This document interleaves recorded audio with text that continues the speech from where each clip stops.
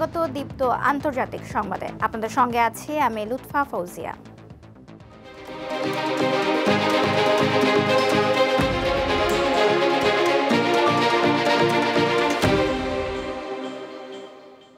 শুরুতেই গাজা প্রসঙ্গ। ইসরায়েলি জিম্মিদের মরদেহ উদ্ধারের কাজে যুক্ত হচ্ছে মিশর ও আন্তর্জাতিক রেড ক্রস। এক বিবৃতিতে ইসরায়েলি সরকার জানিয়েছে, মিশর ও রেড ক্রসের দলকে গাজার ইয়েলো লাইন বা ইসরায়েলি সেনা নিয়ন্ত্রিত এলাকার বাইরেও ধ্বংসস্তূপে মরদেহ অনুসন্ধানের অনুমতি দেওয়া হয়েছে। যুদ্ধবিরতির চুক্তির প্রথম ধাপে হামাস এ পর্যন্ত 28 জন নিহত ইসরায়েলি জিম্মির মধ্যে 15 জনের মরদেহ হস্তান্তর করেছে। ইসরায়েলি প্রধানমন্ত্রী জানান, গাজা উপত্যকায় ট্রাম্পের পরিকল্পনার অংশ হিসেবে প্রস্তাবিত আন্তর্জাতিক শান্তিরক্ষা বাহিনীতে কোনো দেশের কতজন সৈন্য থাকবে সেই বিষয়ে চূড়ান্ত সিদ্ধান্ত নেবে তেল আবিব। সংবাদ মাধ্যম আল জাজিরা জানিয়েছে, ইসরায়েলি অবরোধে স্থবির হয়ে আছে গাজা পুনর্গঠনের কাজ। মানবিক সহায়তা ও ভারী যন্ত্রপাতি ঢুকতে না দেওয়ায় গাজা সিটির ধ্বংসস্তূপ সরানো ও অবকাঠামো পুনর্গঠনের কাজ প্রায় অচল হয়ে পড়েছে বলেও প্রতিবেদনে উল্লেখ করা হয়।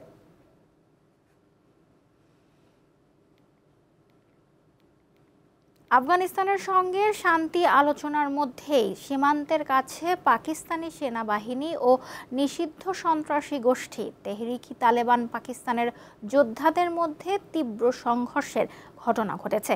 এতে অন্তত 5 জন পাকিস্তানি সেনা এবং 25 জন টিটিপি যোদ্ধা নিহত হয়। এক বিবৃতিতে পাকিস্তানি সেনাবাহিনীর গণমাধ্যম শাখা ISPR জানায়, সন্ত্রাসীদের দুটি বড় দল উত্তর পশ্চিমাঞ্চলীয় খাইবার পাখতুনখোয়া প্রদেশে সীমান্তের দুটি ভিন্ন স্থান থেকে অনুপ্রবেশের চেষ্টা করে। এ সময় পাকিস্তানি বাহিনীর হামলায় 4 আত্মঘাতী বোমা হামলাকারী সহ কমপক্ষে 25 জন সন্ত্রাসী নিহত হয়। পরেই নিহতদের কাছ থেকে প্রচুর পরিমাণে অস্ত্র, গোলাবারুদ ও বিস্ফোরক উদ্ধার করা হয়েছে বলেও বিবৃতিতে দাবি করে পাকিস্তানি সেনাবাহিনী।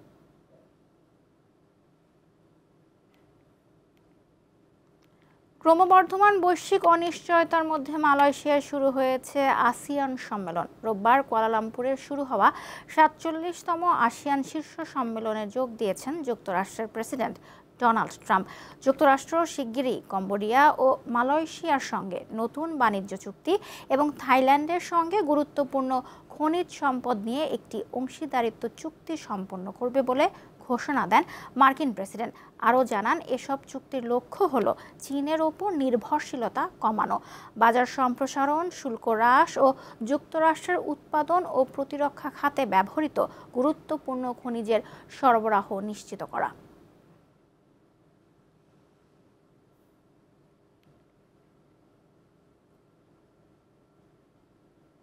যুক্তরাষ্ট্রের নিউ ইয়র্কের মেয়র নির্বাচনে এবার রেকর্ড সংখ্যক আগাম ভোট পড়েছে। জরিপে এগিয়ে ডেমোক্র্যাট প্রার্থী জোহরান মামদানি। ধারণা করা হচ্ছে, এবারই প্রথম একজন মুসলিম মেয়র পেতে চলেছে নিউ ইয়র্কবাসী। নির্বাচন কমিশনের তথ্য অনুযায়ী প্রথম 2 দিনে ভোটের হার বেড়েছে কয়েক গুণ। শনিবার ও রোববার মিলিয়ে নিউ ইয়র্ক সিটির 5টি অঞ্চলে মোট ভোট দিয়েছেন প্রায় 1,65,000 ভোটার। তবে এই মুসলিম প্রার্থীর বিরুদ্ধে উঠে পড়ে লেগেছে বিরোধী পক্ষ। মামদানিকে ভোট না দিতে জনগণকে উৎসাহিত করছেন ইহুদি ধর্মগুরুরাও। মামদানির বিরুদ্ধে জনমত তৈরিতে একটি চিঠিতে গণসই করেন বিভিন্ন শহরের র্যাবাইরা। আগামী 4 নভেম্বর অনুষ্ঠিত হবে এই মেট্রোপলিটন শহরের নির্বাচন। এবারের মূল প্রতিদ্বন্দ্বিতা হচ্ছে ডেমোক্রেটিক পার্টির প্রার্থী জোহরান মামদানি, রিপাবলিকান পার্টির কার্টিস লিওয়া ও স্বতন্ত্র প্রার্থী নিউ ইয়র্কের সাবেক গভর্নর অ্যান্ড্রু কুমোর মধ্যে। যে কোনো ধরনের আকাশ প্রতিরক্ষা ব্যবস্থাকে ফাঁকি দিয়ে নির্দিষ্ট লক্ষ্যবস্তুতে আঘাত আনতে সক্ষম এমন ক্ষেপণাস্ত্রের সফল পরীক্ষা চালানোর দাবি করেছেন রাশিয়ার প্রেসিডেন্ট ভ্লাদিমির পুতিন। পারমাণবিক শক্তি চালিত এই ক্রুজ ক্ষেপণাস্ত্রটি বুরেভেস্তনিক নামে পরিচিত। ক্ষেপণাস্ত্রটি অন্তত 14,000 কিলোমিটার দূরত্ব অতিক্রম করে এবং প্রায় 15 ঘন্টা আকাশে অবস্থান করে। দেশটি এখন এই অস্ত্র মোতায়েনের দিকে অগ্রসর হবে বলে জানান পুতিন। রাশিয়ার দাবি, বর্তমান ও ভবিষ্যতের ক্ষেপণাস্ত্র প্রতিরক্ষা ব্যবস্থার জন্য অপ্রতিরোধ্য তাদের এই পারমাণবিক শক্তি সম্পন্ন ক্রুজ ক্ষেপণাস্ত্র। সেই সঙ্গে এই ক্ষেপণাস্ত্রের পাল্লা সীমাহীন এবং চলার পথ পরিবর্তন করে ঠিক মতো লক্ষ্যবস্তুতে আঘাত হানতে পারে। ফেডারেশন অব আমেরিকান সায়েন্টিস্টের তথ্য অনুসারে বর্তমানে রাশিয়া ও যুক্তরাষ্ট্রের কাছে বিশ্বের মোট পারমাণবিক অস্ত্র ভাণ্ডারের প্রায় 87% মালিকানা রয়েছে।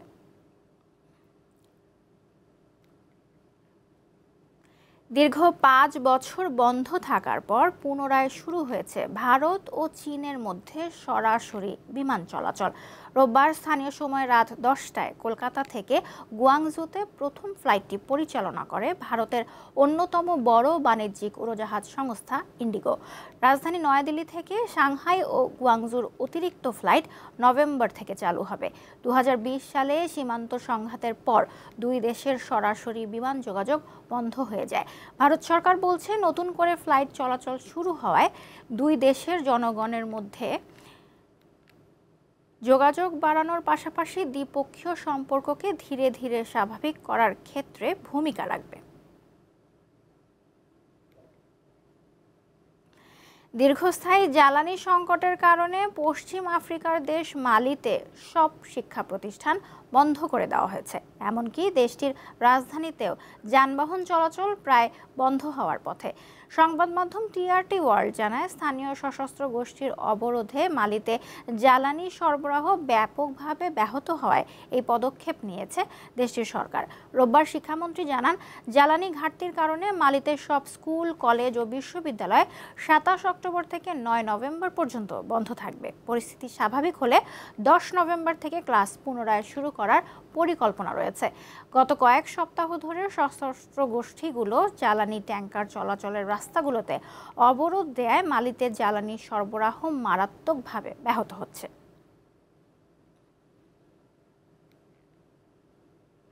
ভেনেজুয়েলা উপকূলের কাছে মার্কিন যুদ্ধ জাহাজের উপস্থিতি ঘিরে দুই দেশের মধ্যে উত্তেজনা আরও বেড়েছে। যুক্তরাষ্ট্রের গাইডেড ক্ষেপণাস্ত্র বিধ্বংসী জাহাজটি রোববার মেরিন সেনাদের নিয়ে ক্যারিবীয় দ্বীপ দেশ ত্রিনিদাদ ও টোবাগোর উপকূলে পৌঁছায়। ইউএসএস গ্রেভলি নামের যুদ্ধ জাহাজটি বৃহস্পতিবার পর্যন্ত সেখানে অবস্থান করবে। পাশাপাশি মার্কিন মেরিন সেনাদের একটি দল ত্রিনিদাদ ও টোবাগোর প্রতিরক্ষা বাহিনীর সঙ্গে যৌথ মহড়ায় অংশ নেবে। যুদ্ধ জাহাজটিতে রয়েছে অত্যাধুনিক অস্ত্র ব্যবস্থা ও হেলিকপ্টার পরিচালনার সুবিধা। লাতিন আমেরিকায় মাদক বিরোধী অভিযানের অংশ হিসেবে মার্কিন প্রেসিডেন্ট ডোনাল্ড ট্রাম্পের উদ্যোগে এই যৌথ মহড়ার আয়োজন করা হয়। যুক্তরাষ্ট্রের অভিযোগ, ভেনেজুয়েলার প্রেসিডেন্ট নিকোলাস মাদুরো মাদক চক্রের নেতৃত্ব দিচ্ছেন। তবে মাদুরো এসব অভিযোগ অস্বীকার করে আসছেন।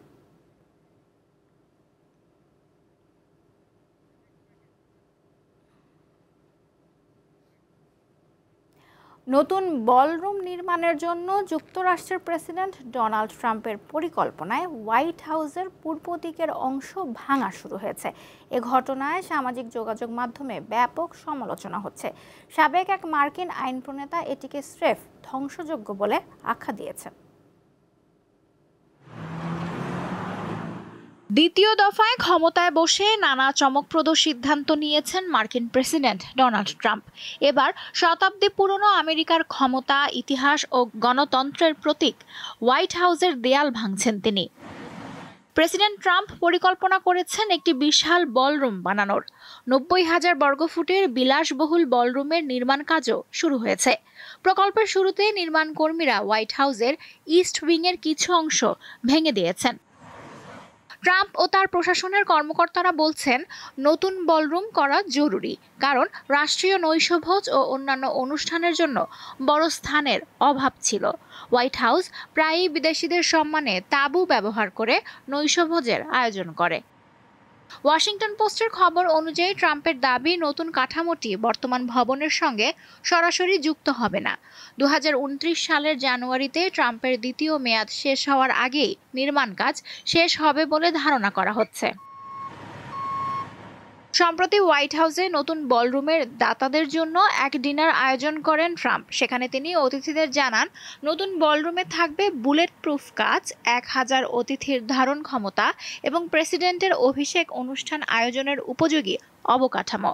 ট্রাম্পের মতে এটি হবে শতাব্দীর মধ্যে হোয়াইট হাউসের অন্যতম বৃহৎ প্রকল্প, যার বাজেট ধরা হয়েছে $250 মিলিয়ন। কর্মকর্তারা বলেন, প্রকল্পটির অর্থায়ন করবেন ট্রাম্প নিজে ও কিছু নাম প্রকাশে অনিচ্ছুক দাতা। নতুন সাজসজ্জার অংশ হিসেবে এর ভেতরে থাকবে শত শত সোনালী ঝাড়বাতি।